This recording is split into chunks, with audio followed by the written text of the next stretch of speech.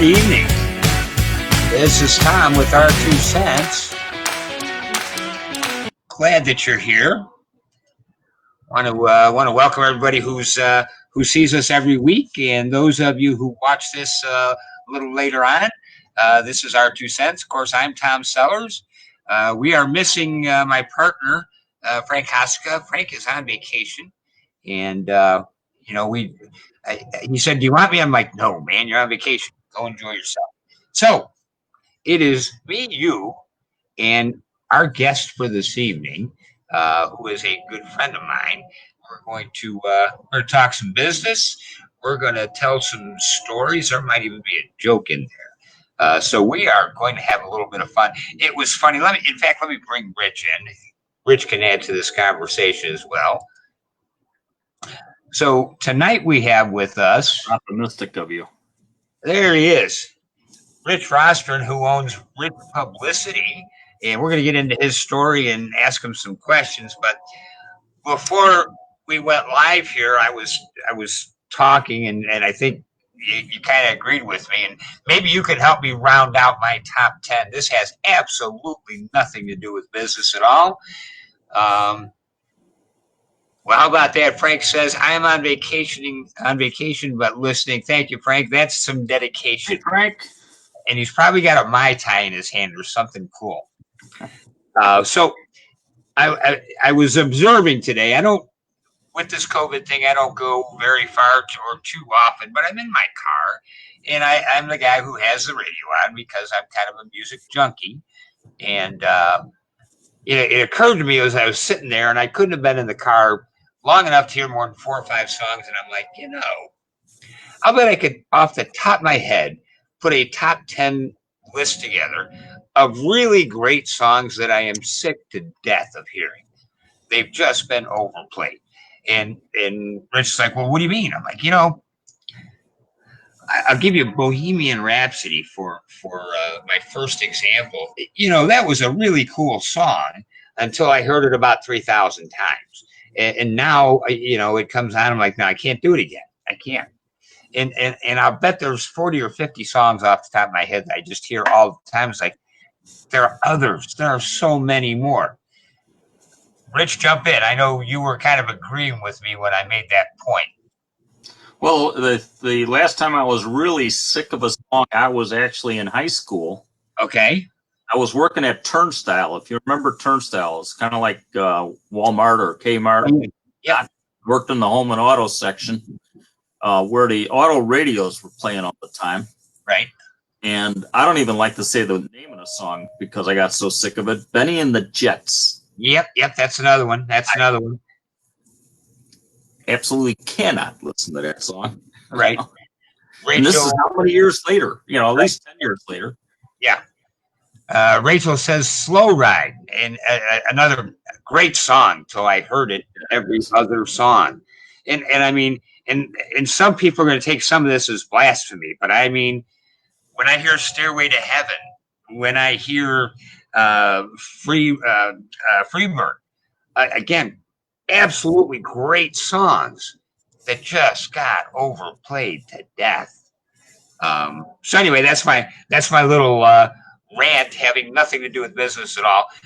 So Rick, I think Van Halen has played a bit too much on. Yes, I would agree. It's funny. We have, you were here this past weekend for the Sellers Independence Day debacle. Party. And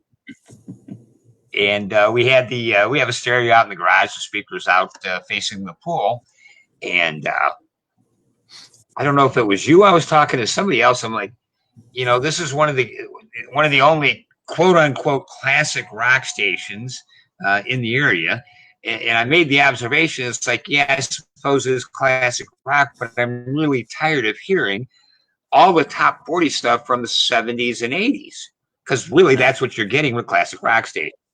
But anyway, I digress. Rich, how are you? Tell us about Rich. Rich owns Rich I'm living the Publicity. dream, man.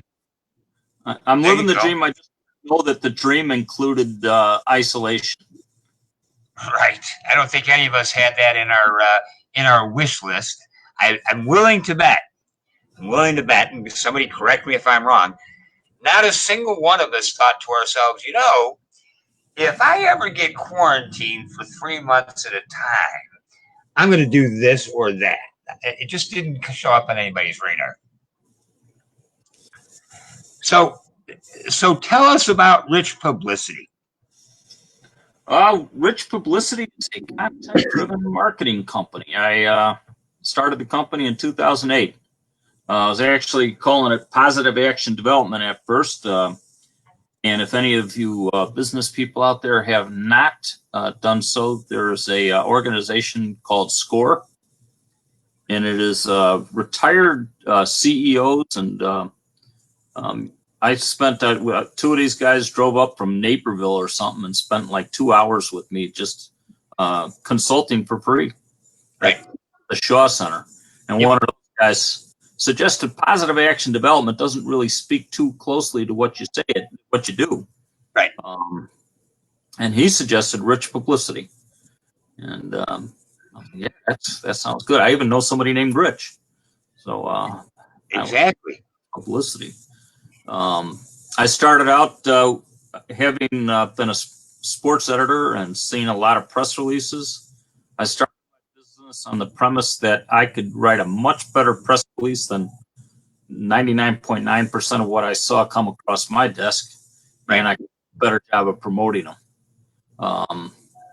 Unfortunately, that's also about the time that journalism, if you look at the Northwest Herald in this county, it went from being a broadsheet to a tabloid, and that tabloid is getting progressively thinner and thinner, and one of these days it's going to go pop and disappear.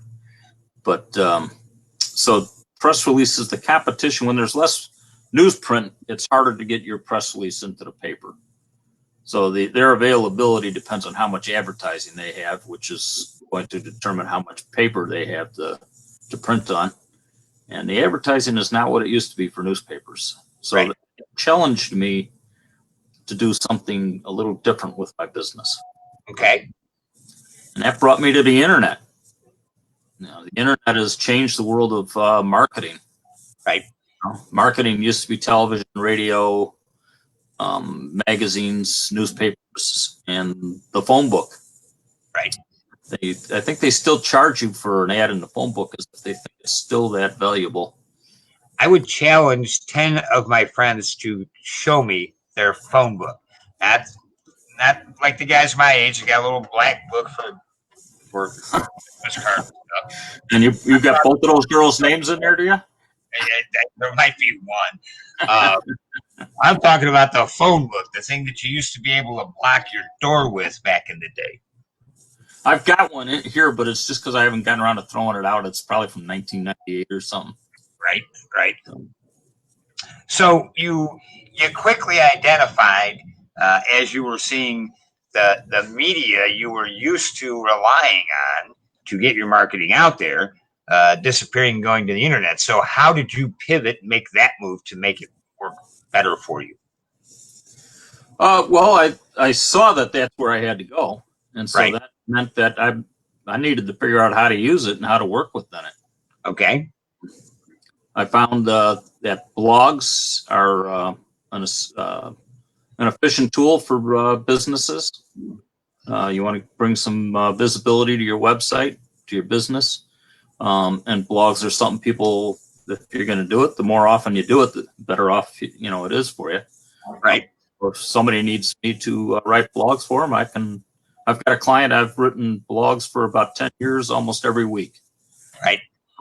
I've got a number of long-term clients that I blog frequently. Sure. Tell us about why a blog is effective. And the reason I say that is I want to hear, I would love to hear, and I know my audience would as well, somebody other than me talk about content. Let's talk about a guy who makes his living as a writer. And tell me why is a blog so effective? Well, the first thing I got to tell you is what not to do. And I've had some clients that I've struggled with to get them around to this. It is not where you advertise your business. What? A blog is informational. Right. Providing value for people. You give them a reason to come back and read it. The way people feel about advertising, if you use your blog to sell yourself, you're going to lose your audience in a flash. People are just, that's it. It's an ad. I'm not coming back for that. Right. Provide some useful information. People will start, well, I got something useful out of that the last time. I can get something more out of it maybe this time. Right. If you're using strong keywords, it helps improve your the likelihood you'll come up in a search. I do some blogs I add a geographic element to, where, for instance, I have a client who one day we were in the same networking group at the time, and she came up and she said, we got all these calls from people from Lindenhurst, and we couldn't figure out why we were getting calls from Lindenhurst. Right. And it turned out I was blogging Lindenhurst. I was using Lindenhurst, in the blog numerous times, and that was making it searchable. People were doing a search for their services, and a lot of times, think about how somebody enters into a search. They'll search, I don't know what service we want to pick here. Pick anything. Cross-country bowling. Cross-country bowling, Lindenhurst. Because that's where they are. Right. So that's one form of adding a geographic element to a blog, and you have to use those geographic names with the correct amount of frequency, like a 1% frequency. Whereas using other keywords like commercial window cleaning, let's say, you're going to use that or like at a 4% level within the content. So you have to figure out how many words you got and how many times you're going to use that. It's not a exactly hard and fast rule, but it's what you're targeting. Right. So you want to make the content searchable. You want to make it informative. So in what you're referring to about searchable and keywords, you're talking a lot about Google AdWords, Google Analytics, things like that. Algorithms, all those things that they use to change rankings. I'm sorry. Go ahead. No, you're right. How they make you identifiable and findable. Yeah, and one of the problems with that is that everybody's looking for ways to. A lot of people are looking for ways to game the system. Right. Go back 25 years, I think the one trick people were doing is they'd have their keywords the same color as the background. You can see the keywords because, it's a green background here and the word is written in the same green, so it just blends in. But the computer was picking it up. Well, people figured out people were doing that and they changed the algorithm, so now that penalizes you instead of helping. I do backlinks. So if I post a blog for somebody, I'll then go and I'll post backlinks. So backlink is a link anywhere on the internet. It'll bring you back to that page and post backlinks in social networking. So the one time there was a story about backlinks on the front page of the Chicago Tribune and J.C. Penney. And J.C. Penney was showing up on searches just with incredible frequency. And they were doing so well that people were starting to suspect that they were paying Google under the table to improve their search engine optimization.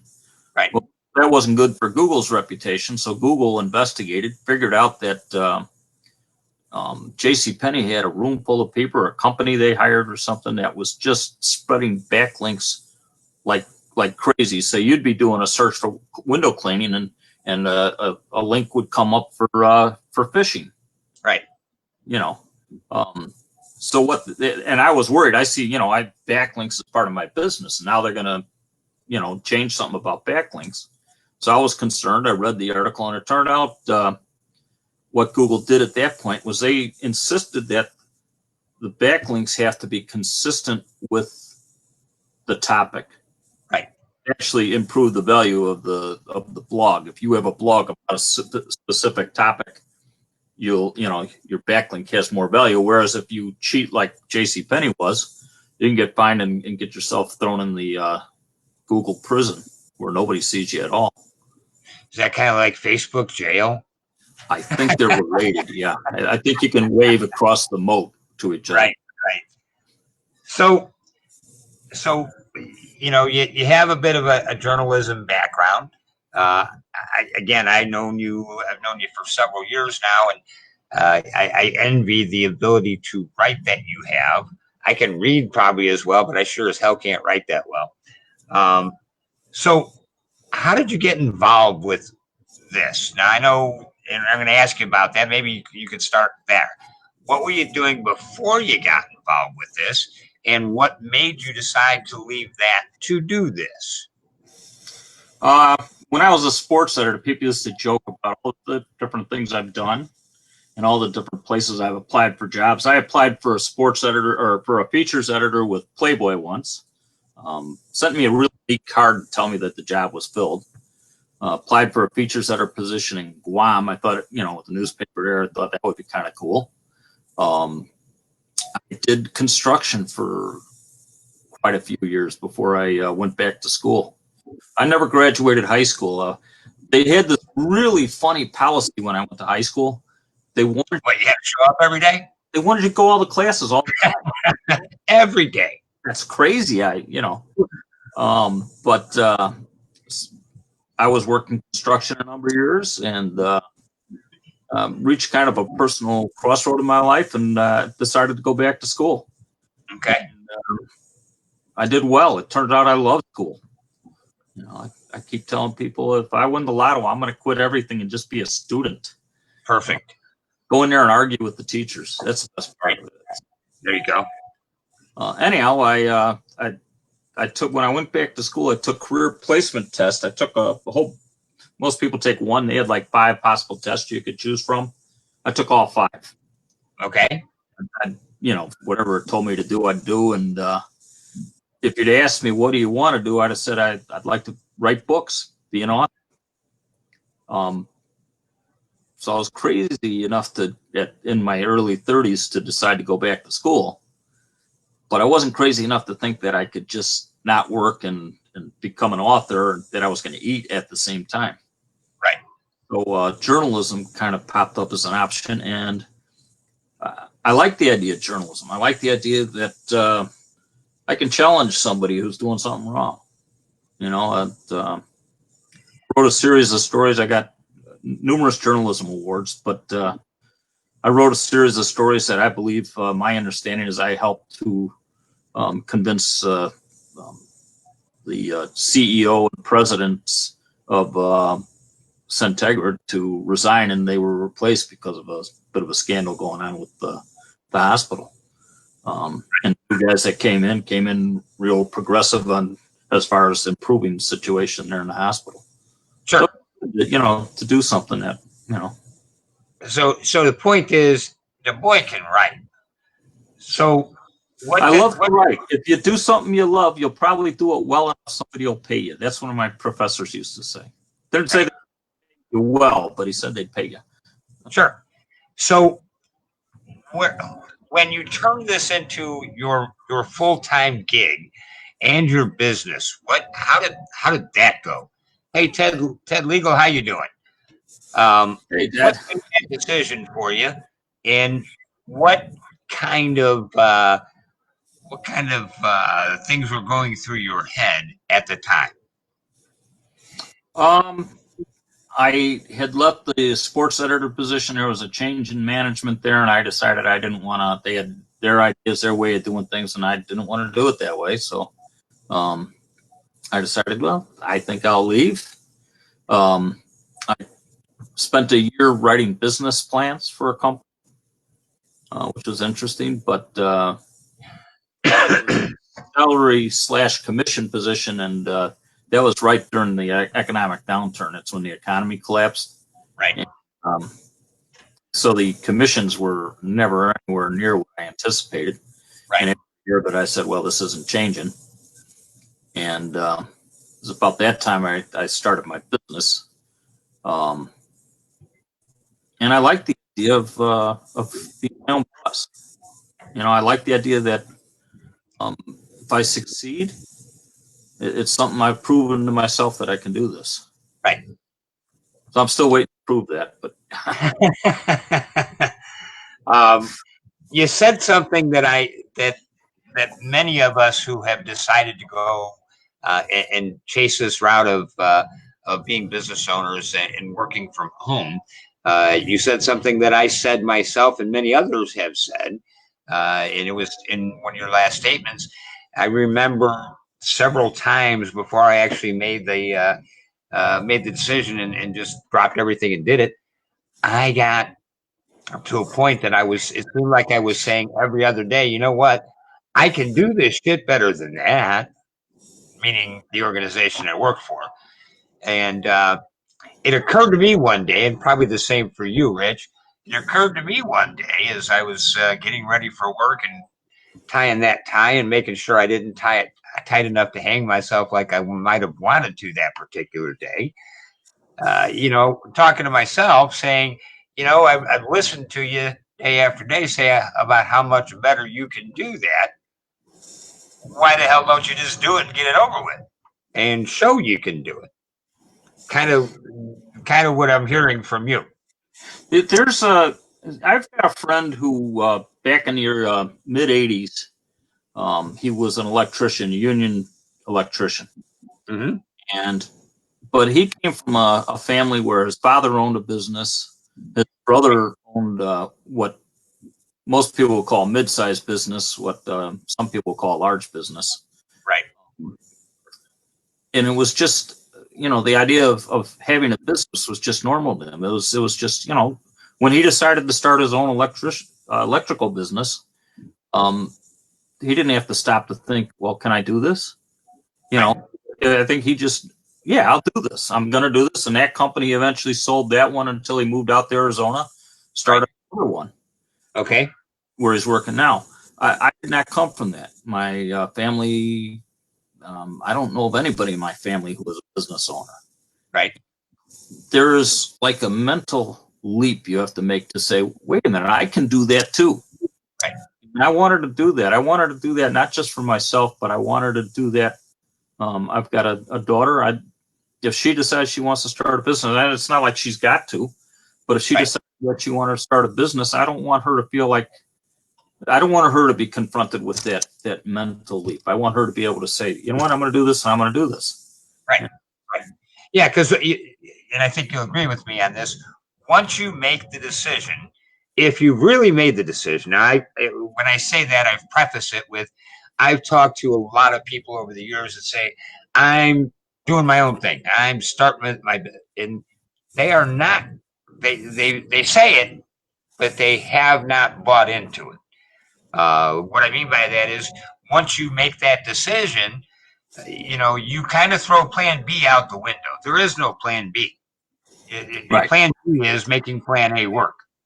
Yeah, you got it. When the conquistadors land on the shore of Mexico, you got to burn the ships. Exactly. And then there's the other thing. I knew a guy who was a painter, and he decided to start his own business. And whenever somebody's taking that challenge, taking that risk, I'm very supportive. I think that's great that somebody's willing to do that. Right. But as we're talking, the guy commented to me, he said, yeah, someday that I feel like sleeping in, I can do that now. And I knew immediately he's going to fail. Right. His business is not going to succeed. If you're going to start your own business, you've got to be, people ask me, who do you work for? I said, I work for a real jerk, You've got to be the biggest taskmaster that you had to deal with in business. Right. You don't punch out at 4:00, No. I 10:30, You answer the damn phone. Yes, sir. Yeah, unless you're like me and at 10:30 you're asleep. But that's another story. Well, that is me now. When I was younger, it was 10:30. Right. A lot of success or failure, in my opinion, when you start a business, is your level of commitment. If you walk in and say, I'm going to try this, and if it doesn't work, I can always fall back on my old job. And there's nothing wrong with that. I'm not telling anybody how they should think. That's not my point in saying this. my point in saying this is perhaps a reminder to me and perhaps others. Once you make that leap, once you stroke that first check for your business license, for your supply, whatever it is that you open up your business to do, once you stroke that check, the decision has to be committed to. And by that, I mean, there is not a plan A through Z. There is a plan A. And every other plan after that is how to make plan A work, because I'm not going back. Well, that's not how it works. And what that means is you have to have a vision. Right. You have the vision. What is this going to be? What does success mean? Right. And I take this back to one of the things that you've done that you and I've talked about is, and folks, if you don't know how to go about doing this, Rich Publicity's number is right there scrolling under the screen. But I am a big proponent of, once you make that decision, the very next thing you do is, once you understand what that vision is, you better put a business plan together. And you better put it in writing, because it is far too easy to change it and not hold yourself to it if you did not actually put it in writing. And Rich has made a career of that, among other things, with Rich Publicity. So well, a business plan, you do have to be willing to be flexible with your plan. Oh, sure.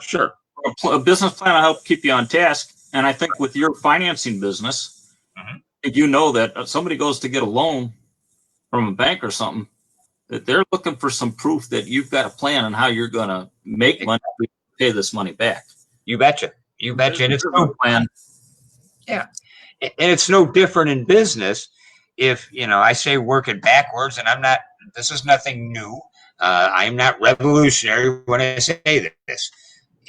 When you are putting your business goals together at the beginning of the year, or you're putting your business plan together when you first open those doors, you work it backwards. Well, this is what I do. This is why I do it. This is how much I anticipate earning doing this. And to get to that number, I have to sell X amount of A, B, or C to get to that number. Well, okay, now I know what that number is.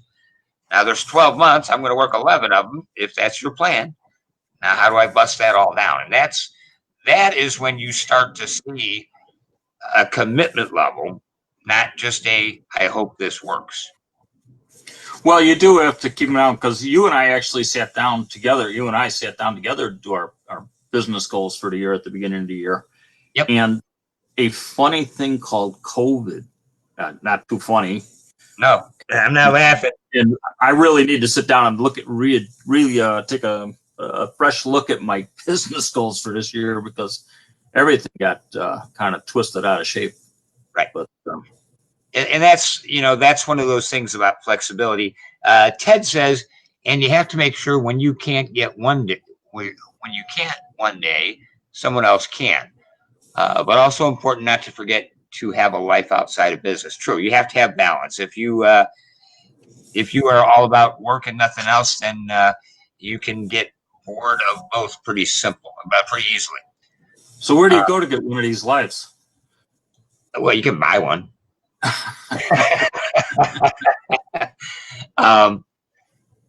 But yeah, COVID happened. So it is not, and it happened to everybody. So we're not exclusive. This thing. No, and if it's not COVID, your business could have, the fire burns down the building. What are you going to do? Right. And that's the thing with what we've experienced the past few months. Again, that was experienced by everybody. So the difference between making it or not making it is accepting the fact that it's there, accepting that it's happened to everybody, and then looking at it and say, okay, now how do I adjust to this? Now, does that mean I have to adjust my thinking because I have fewer opportunities? Perhaps. Does that mean that I have to be more giving than taking in terms of business? Can I offer some of what I do at a reduced or free rate? to help people get back out, businesses open again. And then we all collect, and catch up with each other at another time. Maybe, I'm waiting for the world to adjust to my goals. I'm sorry? I'm waiting for the world to adjust to my goals. You let me know how that works out for you. All right. We are, believe it or not, already at the bottom of the hour, which means it is time to hear from one of our sponsors, and that is 24/7 Credit Funding. You go right on with that. Hey, it's Tom with 24/7 Credit Funding. Business owners, let me ask you a question. How's your credit? Not your personal credit, your business credit. You don't know? Well, did you know that with business credit, you can keep your business accounts out of your name? You can finance company vehicles in your company name. You can have access to better rates and terms for business loans, as well as raise the value of your company when you're ready to sell. Call us at 24/7 Credit Funding, 708-541.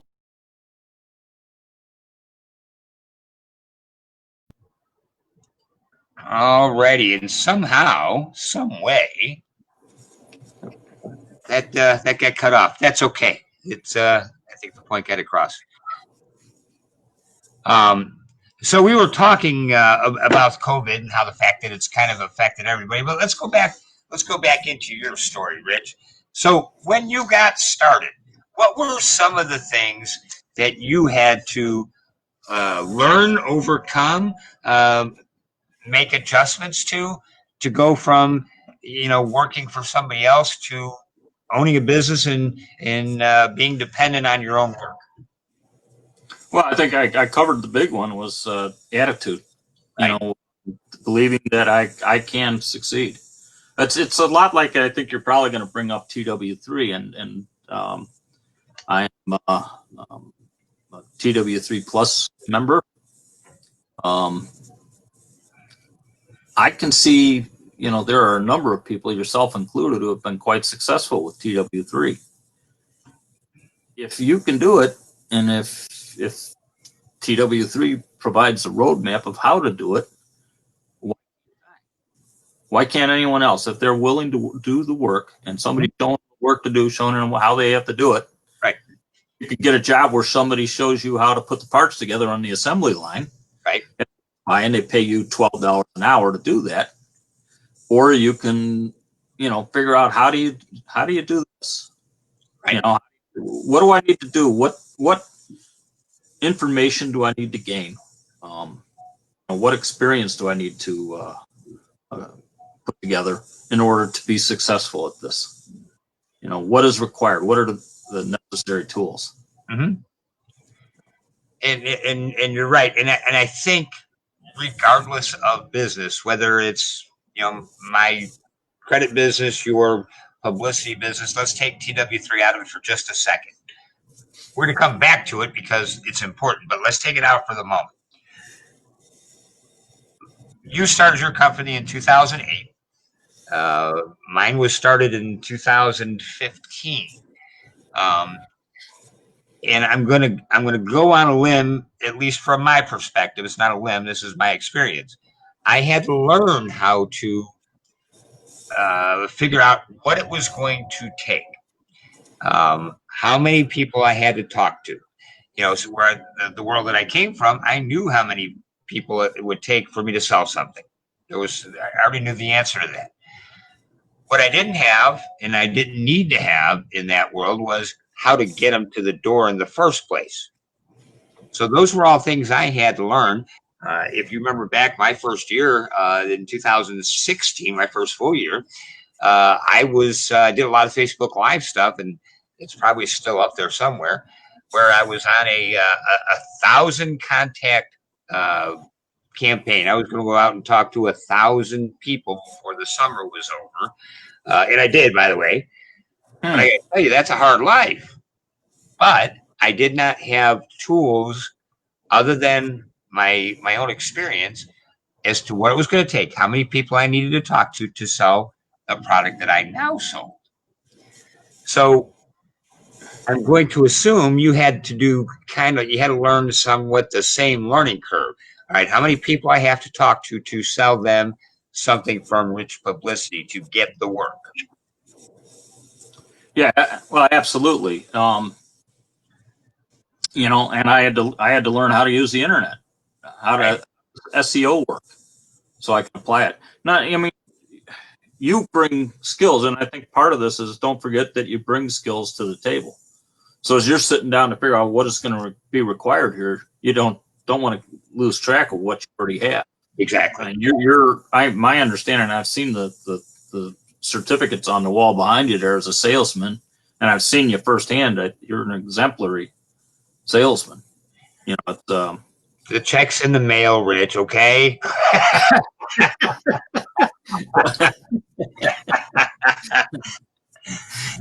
Well, fine, but you know what? It's in all seriousness, you are, and I would say that I've learned observing you. Not appreciate that. Yes, as I probably should have, but well, but you bring you bring a great point, and that is all of us when we decide to go into business for ourselves or create a little side gig where we're going to work for ourselves. A lot of times, people go into that thinking, "I got to learn all this stuff before I can do everything," and they don't take into account what you just got done saying. You're already coming with some tools. You already know how to do some things. Maybe there's some skills you'll have to learn that you didn't know, but you are coming in with some skills and use those skills and acknowledge the fact that you have them. That and there are some things where you bring somebody else in. You don't have to learn that. You need financing. You don't have to figure out every detail about that. You can just go to Tom, and Tom will show you what you need to put together, and he'll help you get financing. Right. People are there, and when you're willing to pay them, they're willing to do a lot of different work for you. And there's also people out there that are willing to, even without being paid. Right. Join a networking group. It's to get plugged in. Right. So let's switch gears a little bit. And you'd mentioned earlier my other business, tsellers.com. Of course, we use we're kind of we're related by organization to TW3. We've got a bunch of people in this area and across the country that we help and I help. So let's talk about that platform for just a minute. Now, you and I have been working together on that. I'm thinking 6-7 months. I know. Okay. See how time flies when you have COVID and you don't have COVID. I know the amount of leads that you've generated through this system. So my question would be, what of the things that you are exposed to with the TW3 platform do you find the most advantageous to you and to Rich Publicity, whether that be a particular tool of the many, the training, the support? What is it that you say, you know what, this is the reason that I'm involved with this, and this is how it's helping Rich Publicity? I think the last thing you just said, support. You're basically my mentor in TW3. Now you're going to call me names. That's all right. I see how this works. That's nothing compared to some of the other names. I know. And I know you, and I'm going to come over to your house, but I've sat there and watched you mentor other people on the phone. And this is not one of these multi-level marketing things. You're not getting paid to do it. Right. But I've watched you do it, and that's how this thing works. Right. If you help other people, if you're willing to help other people, you're creating a system where people know they can count on you. And, right. I know I can count on you for, assistance that I need to. I've been part-time with TW3. Right. Still doing, Rich Publicity. This is kind of my primary gig. So I haven't watched all the videos that you have, and you sometimes scold me about that. Rich, it was right there. But we, and but the training that's available is just, I mean, how many videos does he have? oh, there's hours and hours. You and I over the past couple of months, we've had discussions about various things that you were looking to expand Rich Publicity with, and we've talked about building various sales funnels and what those would look like. So you have a very good understanding of the tool aspect, and the fact that we can sit down and say, okay, here's what this funnel should look like. What kind of way we want to start that? We want to start it with this tactic or that tactic or what have you. So you've you know you haven't given yourself a lot of credit while you're talking about this, but you've learned a considerable amount since you first got started with me. Yeah. You've been able, and to the apply. one of the amazing things about TW3 is I can sell TW3 software at different levels. Right. I can use TW3 to provide the value of that software to clients who don't want to buy the software. They just want somebody to do it for them. Right. I can use TW3 to help promote and create visibility for Rich Publicity for my own company. And there are a lot of people that sign up into TW3 not because they want to sell the software. All they want to do is use it for their company. Right. Some of them, maybe, I think you've talked about, you've had some people that started hiring you. Yep. And then at that point, it's like, well, why don't I just buy the software and do it myself? Right. Yeah, exactly. I've had that happen a couple of times where, I built a funnel or an ad for somebody and they were so pleased with it and they wanted me to do it again the next month and the next month.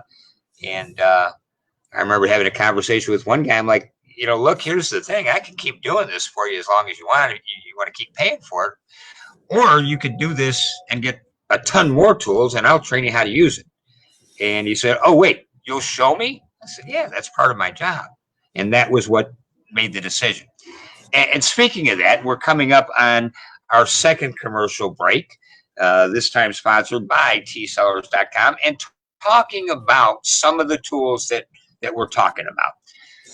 Two of my favorite tools and two of the most effective tools, in my opinion, are landing pages with contact pages. I literally have created thousands of leads over the past couple of years, not only for myself, but for other companies. The second thing I'm a big fan of are these little 30-second commercial deals that you're about to see another one. I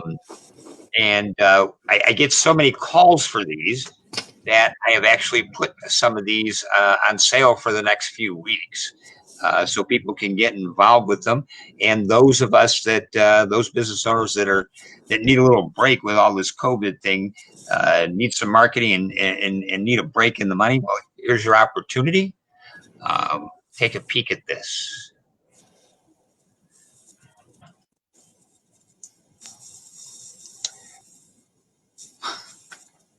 You need leads to survive.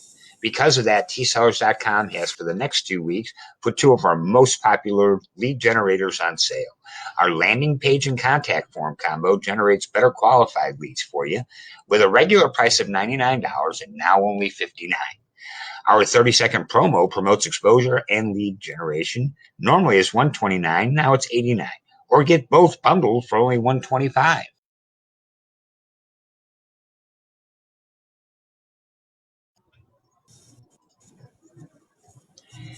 And that is from tsellers.com. You can either give us a call or send me an email at tsellers11@gmail.com. Happy to talk with you about that. Now's a great time to save some money with your marketing.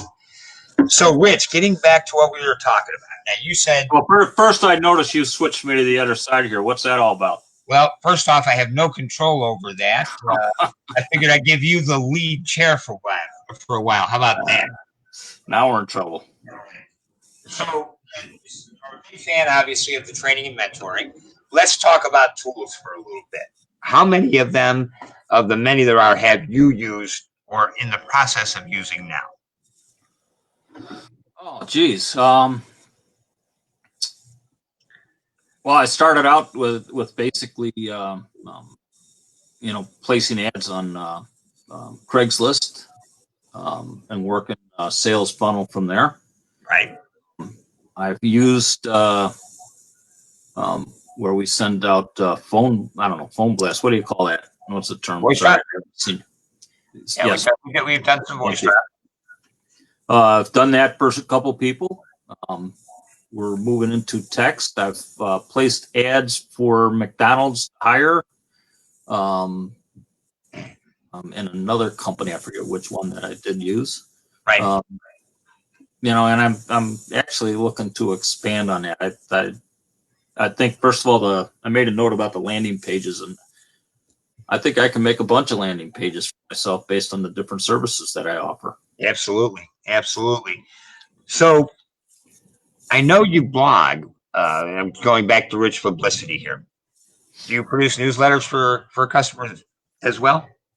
I do. I'll write a straight up newsletter, create a straight up newsletter for somebody. Okay. Or, I have clients where I use the blogs and I get a little extra value out of the blogs by using them as content for the newsletter. I don't put the entire blog in, but I'll put like the photo, the headline, and the first paragraph with a link that says read more. Somebody, and they go to the person's website where they'll find the blog. Mm-hmm. Usually write a little unique content to go with that. But right. Yeah, I do quite a bit of that. I'm doing, I've moved into ebooks and actually books in general. I'm working on a book for a great guy I was in a networking group with whose business is ATM machines. So I'm currently writing a book and becoming a half-baked expert on an ATM business, if you want to start an ATM business. Okay. This is PDQ. And so if you're interested in learning about ATM businesses, I believe PDQ, if you did a search for that on Facebook or online, you'd find it. And Phil is an awesome guy. So okay. Give a little plug. So absolutely. So we have just a few minutes left of this. I have to shut this down about 5 to 8 to get to another meeting that starts at 8 o'clock. So I want to thank you for being on the show, and I want to get your last thoughts before we get running here. If you are somebody, if you are you, let's go that way. If you're you 15 years ago, and you look to yourself today because you're thinking about starting a business, what advice would you give yourself? Oh, geez. The business plan. I started without a business plan, and I would say that I kind of I wasn't as focused as I should have been. Okay.